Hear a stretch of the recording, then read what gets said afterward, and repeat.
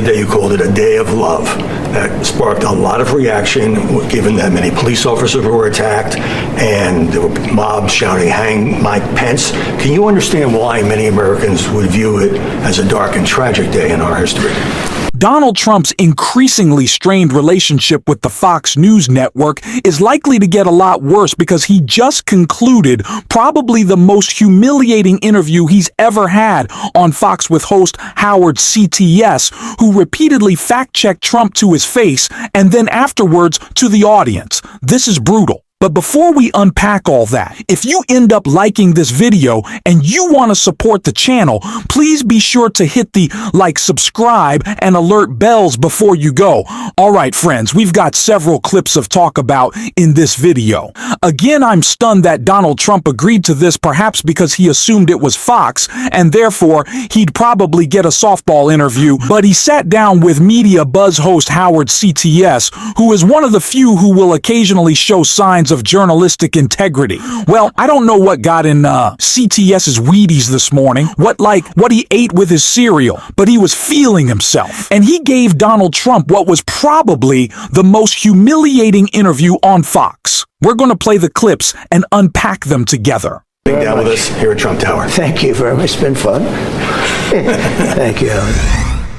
After our interview, Donald Trump flew to Pennsylvania, Arnold Palmer's hotel, where he discussed the golfer's signs of his manhood, dismissed Kamala Harris with a curse word, and asked the old Reagan question, are you better off now than you were 4 years ago? The vice president was in Atlanta, where she made the case for abortion rights, said Trump lacked compassion, and was joined by the family of a Georgia woman who died because she didn't receive proper medical care due to abortion restrictions. Down with us here at Trump Tower. Thank you very much. It's been fun. Thank you. After our interview, Donald Trump flew to Pennsylvania. Arnold Palmer's hotel, where he discussed the golfer cues of his manhood, dismissed Carol VP Harris with a curse word, and asked the old Reagan question, are you better off now than you were 4 years ago? The vice president was in Atlanta, where she made the case for abortion rights, said Trump lacked compassion, and was joined by the family of a Georgia woman who died because she didn't receive proper medical care due to abortion restrictions.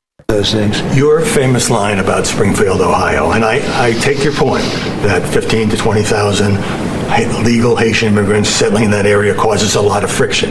But when you said, and you know it's gone viral, they're eating the dogs, they're eating the cats, you say you're just reporting what had been said. But why not say now, well, look, that turned out not to be true. I don't know if it's not true. I don't know if it's true or not true. I read eating something. The pets, you don't know if it's true or not true? No. It's been debunked by local officials. What about the geese? What about the geese? What happened there? They were all missing. I don't know. There was one guy with two geese. Howie, I have no idea. I said something to those things. So that was the conclusion. Again, the reason I'm playing that one first, I want you to think about it. So right after he shakes hands with Donald Trump, then he goes to basically humiliate Trump. Yeah, Trump left this to go to a rally where he talked a lot about Arnold Palmer's genitalia, which is something that we discussed in a previous video, and proceeded to humiliate him. Well, he also did it face to face too, with a bunch of fact checks and corrections. So now we'll play some of the clips from the interview and unpack them together. Ahead. To clarify, police did not usher protesters into the Capitol. They were totally overrun, though in some cases they may have beaten a tactical retreat. Donald Trump continues to argue, as you know, that the last election was rigged, though that's never been proven in any of the lawsuits filed. Up next.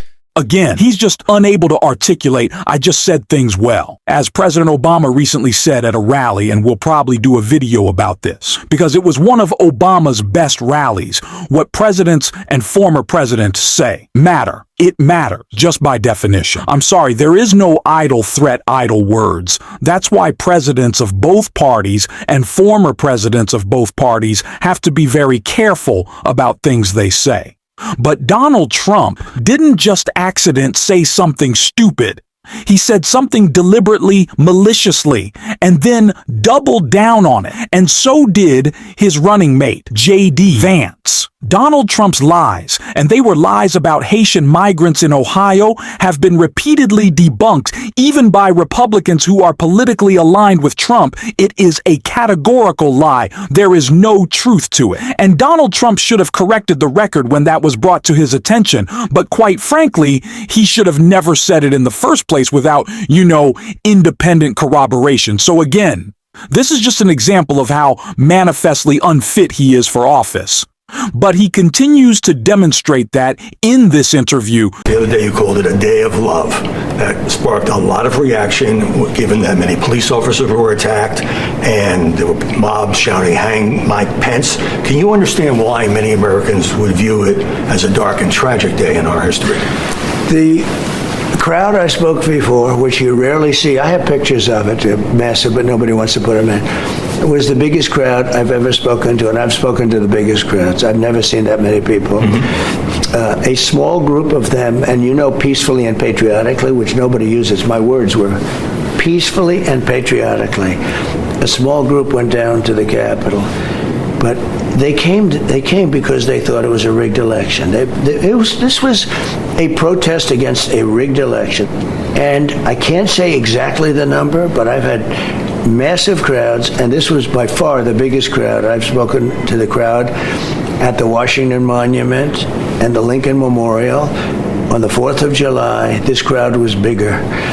And I tell you, there was a beauty to it and there was a love to it that I've never seen before. But Mr. President, a small group of people went down to the Capitol, and then a lot of strange things happened. And a lot of strange things happened, and a lot of strange things did happen, like a sitting president of the United States, Donald Trump, inciting an insurrection by lying, just blatantly lying to his cultish supporters, producing no evidence for his claims, urging them to march on the Capitol, and then watching the insurrection unfold on live TV for 3 hours and not doing a damn thing about it. When Donald Trump finally succumbed to pressure and went on Twitter and asked his followers to leave, they left. He has a cultish command of them. They would have left had he attempted to get them to leave, 5 minutes into the insurrection, set aside the fact that he should have never lied to his cultish supporters in this way in the first place. He should have never primed them for an insurrection, but after it went into effect, he could have snapped his fingers and called off the dogs. He didn't. He watched it unfold.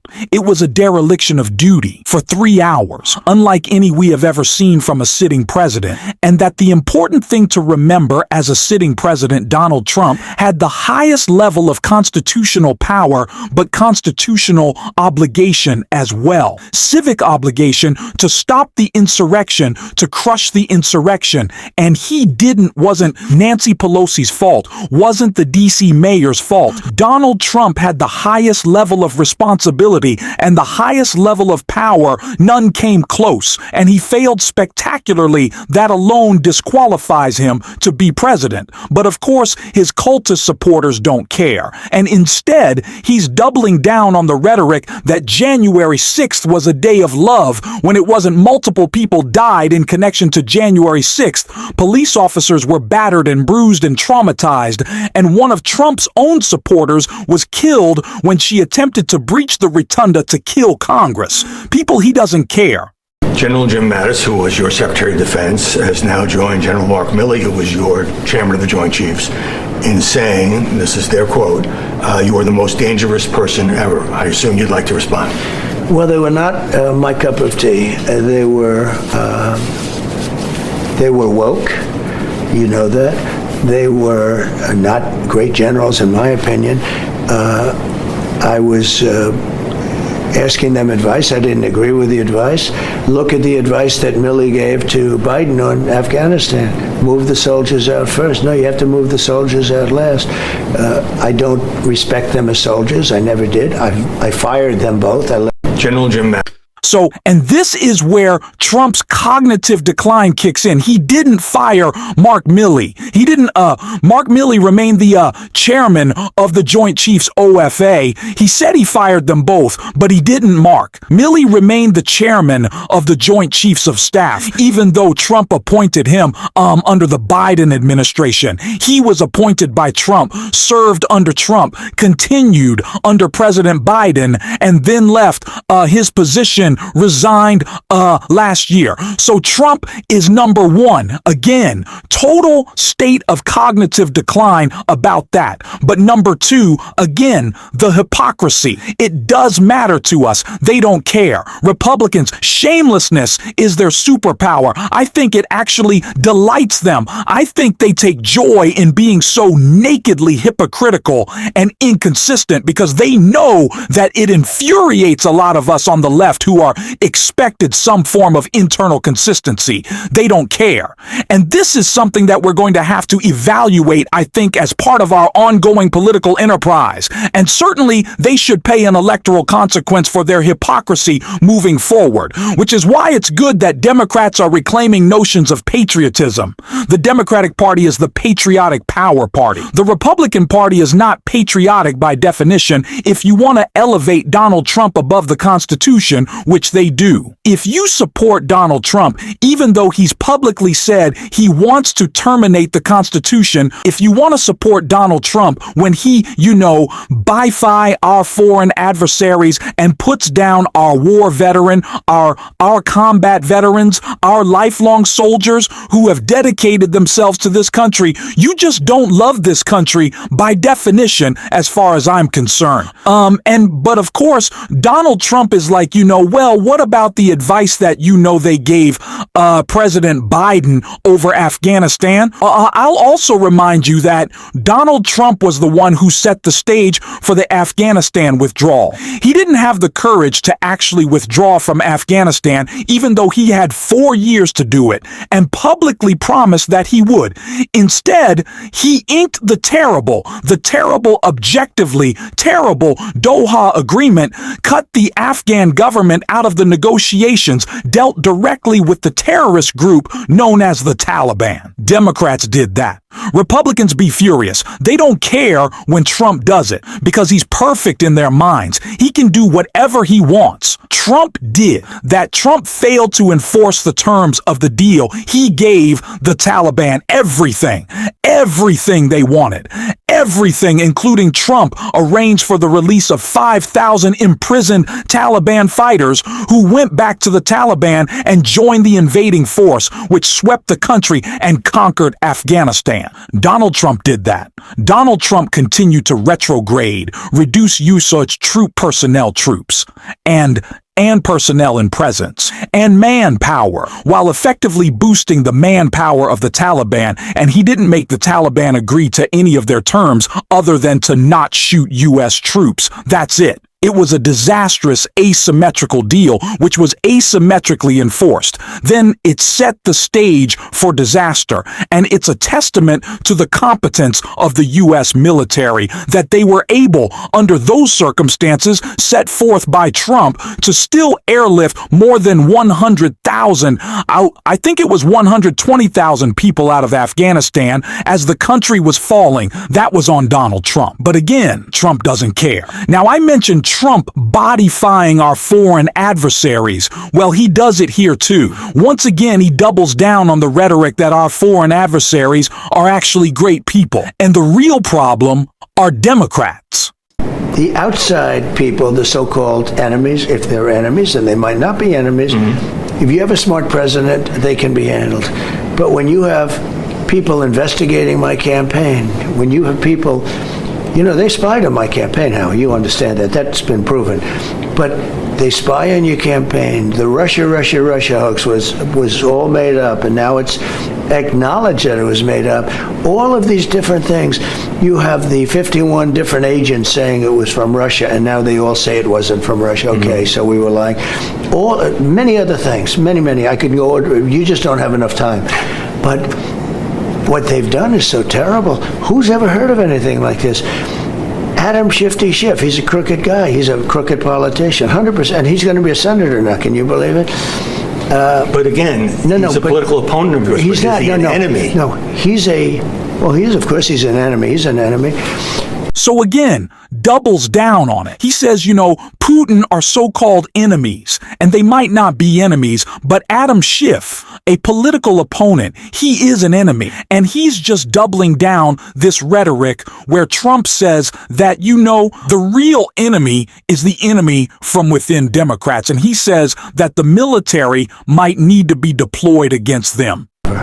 You talk about the enemy within. There's enemies, America's enemies outside. The enemy within is a pretty ominous phrase if you're talking about other Americans. I think it's accurate. I think it's accurate. Who are you talking about? And, the enemy? I heard that. They say, the enemy.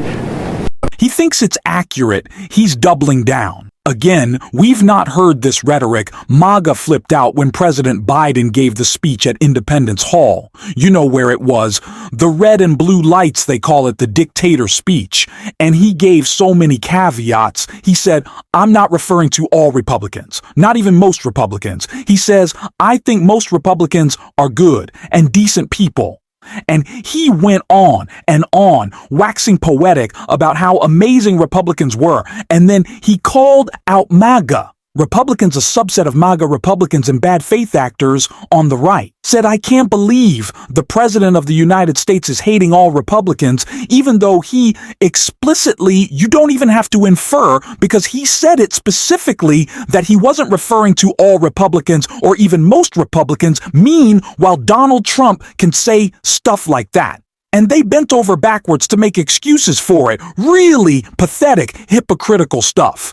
Again, Howard CTS gave Trump a pretty tough interview, fact-checking him to his face, asking him tough questions. And I imagine that as a consequence of this, Donald Trump's already increasingly publicly strained relationship with Fox is about to get a hell of a lot worse in the meantime. Let me know what you think in the comments, and if you want to support that. As always, you can hit that subscribe button. You can leave a like on this video, and if you're stuck around to the end, you can drop a blue heart in the comments or just say, hi. Thank you for your support, and until next time, I'll see you soon.